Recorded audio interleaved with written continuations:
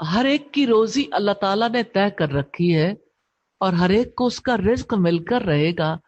پھر رزق کے لیے جینا اور رزق کے لیے اپنی صلاحیتیں، کوششیں، وقت، اپنا سب کچھ لگا دینا کتنی نادانی کی بات ہے. جو اس کے مقدر میں ہے اسے ضرور ملنا، چاہے وہ تھوڑی کوشش کرے یا زیادہ کوشش کرے، ملنا اتنا ہی ہے جتنا اللہ تعالیٰ نے اس کے لیے لکھ دیا. سیدنا عبداللہ ابن عمر سے روایت ہے، نبی اکرم نے ایک کھجور پڑی ہوئی دیکھی. وَمَا مِن دَابَّةٍ فِي الْأَرْضِ إِلَّا عَلَى اللَّهِ رِزْقُهَا وَيَعْلَمُ مُسْتَقَرَّهَا وَمُسْتَوْدَعَهَا كُلٌّ فِي كِتَابٍ مُبِينٍ. زمین میں چلنے والا کوئی جاندار نہیں مگر اس کا رزق اللہ تعالی کے ذمے ہے، اور وہ اس کے ٹھہرنے کی جگہ کو بھی جانتا ہے اور اس کے سونپے جانے کی جگہ کو بھی. سب کچھ ایک واضح کتاب میں ہے. دنیا میں انسان جس چیز کی سب سے زیادہ ضرورت محسوس کرتا ہے عمومی طور پر وہ اس کا رزق ہے. رزق چاہیے زندگی کے لیے. اس رزق کی خاطر انسان کیا کچھ نہیں کرتا. اس رزق کے لیے مائیں اپنے بچوں سے دور ہو جاتی ہیں، اپنی گودیں خالی کر دیتی ہیں، انہیں سکولز، کالجز، یونیورسٹیز پہنچاتی ہیں سٹیپ بائی سٹیپ، تاکہ وہ ایسا علم حاصل کریں جس کی وجہ سے وہ اچھی روزی حاصل کر سکیں. اور آپ دیکھیے کہ اس رزق کی وجہ سے ہر صبح سڑکوں پر کتنی ٹریفک ہوتی ہے، اور جب پرندے گھروں کو لوٹتے ہیں تو ایک بار پھر سڑکوں پر رش بڑھ جاتا ہے. روزی کی تلاش ہے، رزق کی تلاش ہے، رزق کی تلاش ہے. اور انسان اپنی زندگی کا سب سے بڑا مقصد سمجھتا ہے رزق کمانا. اس رزق کی وجہ سے وہ وقت لگاتا ہے، مال لگاتا ہے، صلاحیتیں لگاتا ہے. پھر اسے جو رزق ملتا ہے اس سے وہ دنیا کی زندگی کا گزارا چلاتا ہے، اور پھر جس وقت وہ اس جہان سے چلا جاتا ہے تو کوئی رزق اور رزق کے لیے کی جانے والی کوئی کوشش اس کے کام نہیں آتی، کیونکہ اس نے دنیا کا رزق چاہا تھا.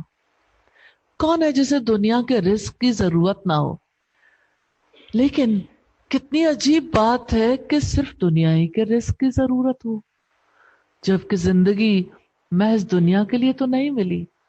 کوثر نیازی نے اپنی ذاتی کیفیات کو بیان کیا تھا. آپ نے بھی شاید ان کی کتاب پڑھی ہو، اور لائن کٹ گئی.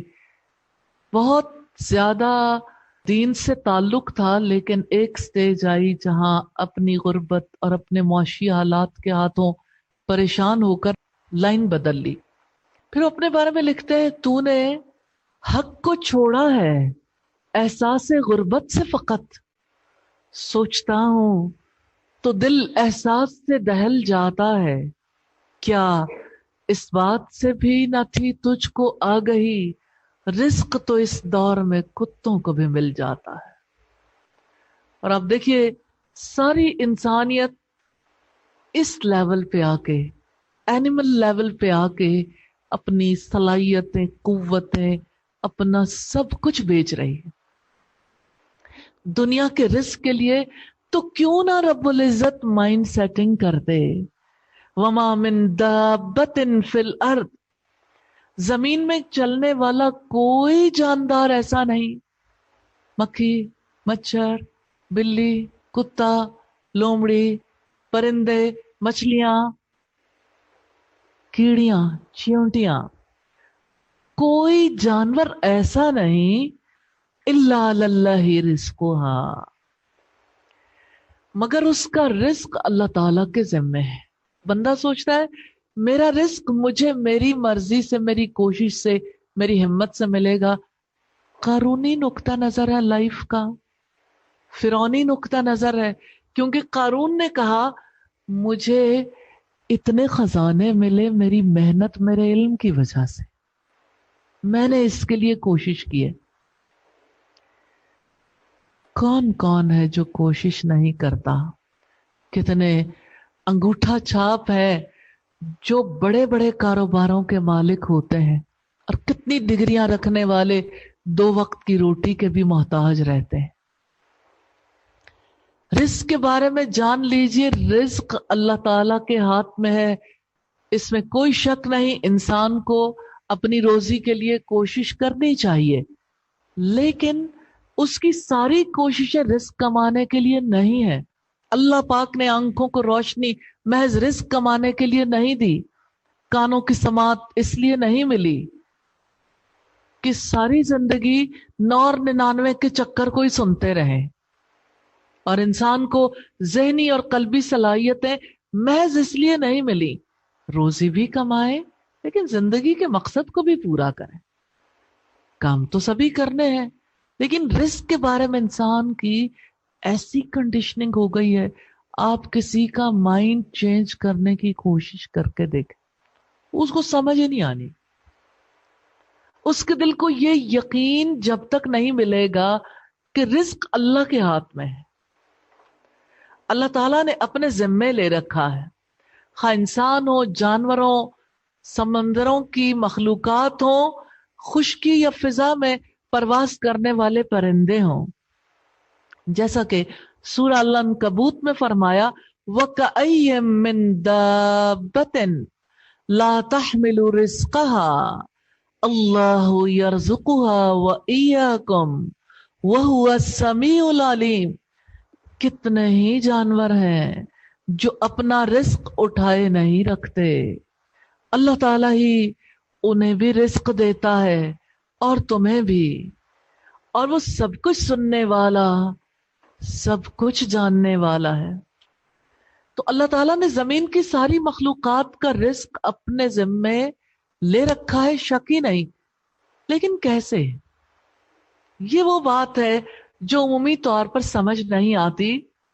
بات یہ پہلی بات کہ اللہ تعالیٰ نے تمام مخلوقات کے لیے رزق کے ذرائع پیدا کیے ہیں، تمام رزق کے ذرائع اللہ تعالیٰ کی تخلیق ہے، اس کی ملکیت میں ہے، اور اللہ تعالیٰ نے دوسری بات، اللہ تعالیٰ نے ساری مخلوقات کے اندر یہ قوت پیدا کر رکھی ہے کہ وہ اپنی ضروریات کے مطابق رزق حاصل کریں، کوشش کریں، ہمت کریں اور اپنے لیے روزی کمائیں۔ اور رزق کے بارے میں اللہ تعالیٰ کی سنت ہے، ہر شخص اپنے مقدر کے لیے کوشش کرے گا، یعنی مقدر سے زیادہ تو وہ لے نہیں سکتا، جتنا اللہ تعالیٰ نے فکس کر رکھا ہے وہ اسے پہنچے گا، لیکن اس کے لیے کوشش اس نے خود کرنی ہے۔ ہاتھ پہ ہاتھ دھرے رزق کے انتظار میں بیٹھے رہنے کا نام تقدیر پر ایمان نہیں ہے۔ تو ہر مخلوق کے لیے رزق مقرر ہے، متعین ہے، ہر ایک نے اپنے رزق کے لیے کوشش کرنی ہے۔ لیکن اگر کسی انسان کو اللہ تعالیٰ نے 100% صلاحیتیں دی ہیں، 100% وہ کوشش کر سکتا ہے، تو 100% صلاحیت، 100% کوششیں محض رزق کمانے کے لیے نہیں لگیں، اس کو ڈیوائڈ کر لیں۔ جیسا کہ اللہ پاک نے اپنے پہلے رسولوں پر پہلی کتابیں جو نازل کی ان میں اس حقیقت کی وضاحت ہے۔ جیسے نبی صلی اللہ علیہ وسلم سے سیدنا ابو ذر نے سوال کیا، اے اللہ کے رسول صلی اللہ علیہ وسلم، یہ بتائیے کہ پہلے صحیفوں میں ابراہیم علیہ السلام اور موسیٰ علیہ السلام کے صحیفوں میں کیا آیا تھا؟ آپ صلی اللہ علیہ وسلم نے بہت ساری باتیں بتائیں، ان میں ایک بات یہ بھی تھی، عقل مند آدمی کے لیے لازم ہے۔ آپ میں سے کتنے لوگ عقل مند ہیں؟ تو آپ یہ دیکھیے کہ اللہ تعالیٰ نے اگر 100% کوششیں کرنے کا موقع دیے، صلاحیتیں دی ہیں، تو کتنے % کہاں لگانی چاہیے؟ عقل مند آدمی کے لیے لازم ہے، عقل بند نہیں رکھنی، عقل مند بننا۔ جو لوگ عقل کو بند کر دیتے ہیں نا، عقل مند نہیں بنتے۔ عقل مند آدمی کے لیے لازم ہے اپنے وقت کو 4 حصوں میں تقسیم کر لے. Time management. اپنے وقت کو 4 حصوں میں تقسیم کر لے. ایک حصہ اللہ تعالی کی یاد کے لیے. یاد کرتے ہیں اپنے رب کو 25% آف دا ٹائم. 724 ایک ویک میں آپ کے پاس ٹائم ہے. کم از کم عقل مندی کا تقاضا ہے ایک دن کا چوتھا حصہ، ایک دن کا چوتھا حصہ اللہ تعالیٰ کی یاد کے لیے. ایک حصہ اللہ تعالیٰ کی کائنات پر غور و فکر کے لیے ہے. 1/4 ٹائم تنہا بیٹھ کر سوچیں، زمین و آسمان پہ غور و فکر کریں، اپنی ذات پر. لوگ کہتے ہیں ہمارے پاس وقت نہیں ہے. ظاہر عقل بند کر رکھی ہے، وقت کہاں ہوگا. عقل کو گرو کرنے کا موقع دیں. پھر آپ نے فرمایا کہ ایک حصہ اپنے نفس کا محاسبہ کرنے کے لیے رکھے. ایک حصہ 1/4 اپنا محاسبہ کرنے کے لیے، جس میں آپ کی گول سیٹنگ بھی آتی ہے. گولز کے مطابق کیا اچیو ہوا، کیا نہیں ہوا اور کیوں نہیں ہوا. ایک حصہ اپنی باقی ساری ضروریات کو پورا کرنے کے لیے. آپ نے سونا ہے، کھانا ہے، کمانا ہے، لباس پہننا ہے، ضروریات پوری کرنی ہے. تو جن کی عقل بند ہوتی ہے نا، وہ 1/4 حصے کو اٹھا کے ساری زندگی پہ لیپ دیتے اور کہتے ہیں ہمارے پاس وقت نہیں. ٹائم مینج کریں. ٹائم مینجمنٹ ضروری ہے. ایک حصہ باقی تمام ضروریات کو پورا کرنے کے لیے. تو بات واضح ہو گئی.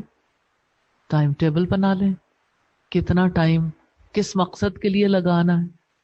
اور اللہ پاک نے آپ کو موقع بھی دیا ہے کہ آپ جب علم حاصل کرتے ہیں، جب آپ نماز پڑھتے ہیں، جب آپ ذکر کرتے ہیں، یہ سارا اللہ تعالیٰ کی یاد اور غور و فکر کے لیے ہے نا وقت. لیکن تنہائی میں غور و فکر بہت ضروری ہے، کیونکہ اس کے بغیر آپ کی عقل بونی رہ جائے گی، گرو نہیں کرے گی، چھوٹے رہ جاؤ گے. اور ایک حصہ اپنے نفس کا محاسبہ کرنے کے لیے وہ وقت چاہیے. اب جو باقی وقت بچا ہے اس میں ٹھیک ہے، آپ رزق کمائیں، آپ جتنا بھی کام کرنا چاہیں آپ کر سکتے ہیں. ایک صاحب کے بارے میں بہت ایک قدیم کتاب میں نے پڑھا کہ وہ سندھ کے کسی علاقے میں رہتے تھے اور حکیم تھے.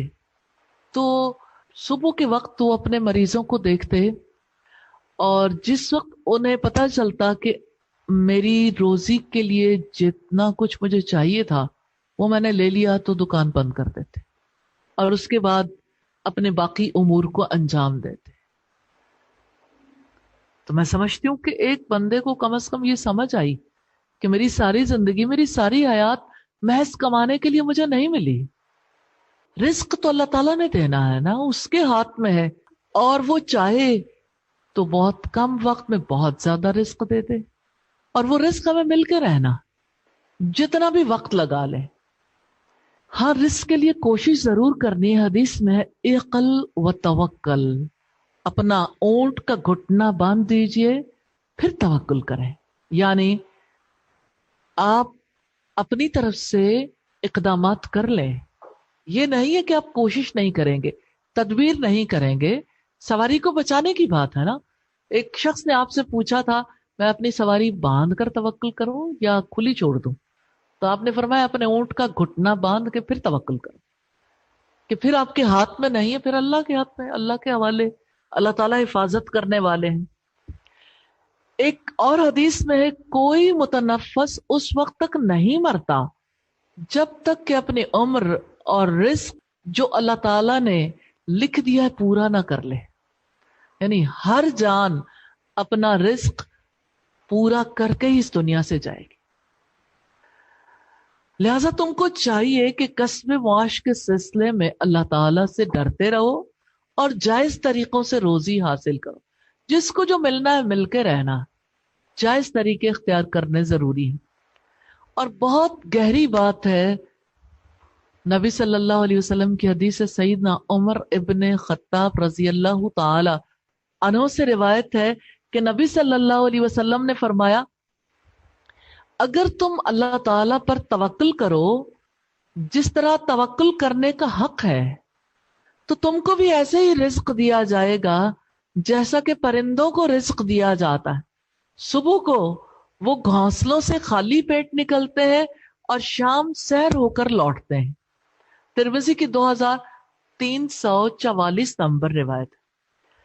اچھا, عام طور پر لوگوں کو لگتا ہے کہ پرندوں کو تو اللہ تعالیٰ رزق دیتا ہے, لیکن ہمیں تو بیٹھے بٹھائے رزق نہیں دیتا. ایک چڑیا کو دیکھیں کہاں سے وہ چلتی ہے, شہد کی مکھی کو دیکھیں کدھر سے نکلتی ہے, کتنے کلومیٹرز کا فاصلہ طے کرتے ہیں. اور آپ دیکھیں کہ کتنے ہی لوگ ہیں. کل بڑی دلچسپ بات ہو رہی تھی, کسی نے کہا کہ میں چاہتی ہوں کہ چڑیوں کے لیے میں ضرور دانے کا انتظام کر دوں. میں نے بہت لوگوں کو دیکھا ہے کہ چڑیوں کو دانا ضرور ڈال دیتے ہیں, بہت اچھا ہے. لیکن کل مجھے ایک خاتون نے کہا کہ یہ کیا بات ہوئی, آپ وائلڈ اینیملز کو وائلڈ رہنے دیں, وہ بھی کچھ کریں, برائلر مرغیوں کی طرح نہ ہو جائے, کہ ان کو بھی آپ ہی دانا ڈال دو, وہ چریں چگیں گے, کہیں نہ کہیں سے اپنا رزق اٹھا لیں گے. انسان کیسی مخلوق ہے, وہ سمجھتا ہے رزق میرے ہاتھ میں نے بانٹنا ہے. اور اگر پرندوں پر رحم آئے اور پرندوں کو کچھ کھلانا چاہیں تو کوئی عیب کی بات نہیں, اچھی بات ہے. لیکن بہرحال اس بات کو بھی ضرور دیکھنا چاہیے کہ خود بھی کچھ تگ و دو نہ کریں اور اپنے ارد گرد کے ماحول کو بھی ویسا ہی سست بنا لیں. تو یہ بھی اپنی جگہ پر غور و فکر کرنے کی بات ہے. سیدنا عبداللہ ابن مسعود سے روایت ہے, رسول اللہ نے ارشاد فرمایا, بے شک میرے دل میں جبریل امین نے یہ بات ڈال دی ہے کہ اس وقت تک کسی شخص کو موت نہیں آئے گی جب تک کہ وہ اپنا رزق پورا نہ کر لے. تم لوگ اللہ تعالی سے ڈرو اور رزق طلب کرنے میں خوبی کا خیال رکھو, یعنی حلال و حرام کا خیال رکھو, اور رزق ملنے میں دیر ہو جائے تو اللہ تعالیٰ کی نافرمانیوں کے ذریعے طلب نہ کرو, کیونکہ اللہ تعالیٰ کا فضل اس کی فرما برداری کے ذریعے حاصل کیا جا سکتا ہے. یہ مستدرک حاکم کی روایت ہے. سیدنا ابو الدرداء سے روایت ہے, رسول اللہ نے فرمایا, بلا شبہ رزق بندے کو اسی طرح طلب کر لیتا ہے جیسے موت اسے طلب کر لیتی. یعنی جیسے موت آ جاتی ہے نا, کیا ہی بات ہے سمجھنے کے لیے کہ موت کوئی چاہے نہ چاہے اس کے پاس آ جاتی ہے, ایسے ہی رزق بھی اس کے پاس پہنچ جاتا. یعنی اللہ پاک نے جو ڈیسائیڈ کر رکھا ہے اسی طرح سے اسے رزق مل کر رہے گا. یہ صحیح ابن حبان کی روایت ہے, اور مسند البزار میں بھی یہ روایت موجود ہے, والیوم 2 ہے, پیج 535. سیدنا ابو سعید خدری سے روایت ہے, رسول اللہ نے ارشاد فرمایا, تم میں سے اگر کوئی شخص اپنے رزق سے بھاگے, موت سے تو انسان بھاگتا ہے نا, کوئی اپنے رزق سے بھاگے تو وہ اسے پکڑ لے گا جیسا کہ موت اسے پکڑ لے گی. یعنی رزق اس کے پیچھے بھاگے گا اور رزق اس تک ضرور پہنچ جائے گا. اور یہ کتنی سچی بات ہے کہ ہر ایک کی روزی اللہ تعالیٰ نے طے کر رکھی ہے اور ہر ایک کو اس کا رزق مل کر رہے گا. پھر رزق کے لیے جینا اور رزق کے لیے اپنی صلاحیتیں, کوششیں, وقت, اپنا سب کچھ لگا دینا کتنی نادانی کی بات ہے. جو اس کے مقدر میں ہے اسے ضرور ملنا, چاہے وہ تھوڑی کوشش کرے یا زیادہ کوشش کرے, ملنا اتنا ہی ہے جتنا اللہ تعالیٰ نے اس کے لیے لکھ دیا. سیدنا عبداللہ ابن عمر سے روایت ہے, نبی اکرم نے ایک کھجور پڑی ہوئی دیکھی, آپ نے اسے لے لیا, وہیں پر ایک سائل موجود تھا, وہ کھجور آپ نے اسے عطا فرما دی اور فرمایا, خبردار اگر تو اس کے پاس نہ آتا تو یہ تیرے پاس آ جاتی. یعنی تم مانگتے کیوں, یا سوال کرنا مناسب نہیں ہے, کہ تم نہ بھی آتے تو کوئی نہ کوئی تم تک پہنچا دیتا. یہ طبرانی اور ترغیب کی روایت ہے, والیوم 2 ہے, پیج 536. اس بات پہ یقین آتا ہے کہ رزق پالے گا. جیسے موت کسی کو پکڑ لیتی ہے نا، رزق نے بھی پکڑ لینا. اب آپ سوچیں، جو آگے آگے رزق اس کے پیچھے بھاگ رہا ہے، اور کوئی ایسا ہے جو رزق کے پیچھے بھاگ رہا ہے. اللہ کے پیچھے بھاگیں. فَفِرُّوا إِلَى اللَّهِ، اللہ کے پیچھے بھاگو. آپ کو اللہ تعالیٰ نے اپنے لیے پیدا کیا ہے. آپ کدھر رزق کے پیچھے بھاگنے لگ گئے؟ کوشش کریں، لیکن رزق نے آپ کو پکڑ لینا، وہ رزق آپ تک پہنچ کے رہنا.